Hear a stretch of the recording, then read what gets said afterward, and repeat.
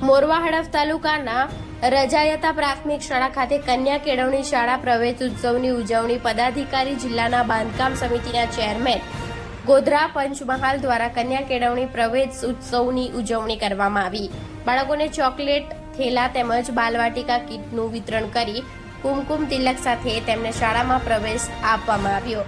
શાળાના આચાર્ય વિક્રમ સાહેબ તથા શાળા પરિવાર નાના બાળકો શિક્ષણની યાત્રામાં પગરવ માંડતા ભૂલકાઓને સ્નેહભેર પ્રવેશ આપવામાં આવ્યો હતો। શાળામાં આજે પ્રવેશને લઈ રહેલા બાળકો આવતીકાલના ભારતનું ભવિષ્ય છે તેવું આચાર્યએ કહ્યું હતું। આ કાર્યક્રમને સફળ બનાવવા શાળાના પરિવાર તરફથી સુંદર આયોજન કરાયું હતું। Reporter Sanjay Jaiswal, Gujarat crime news, Santrampur.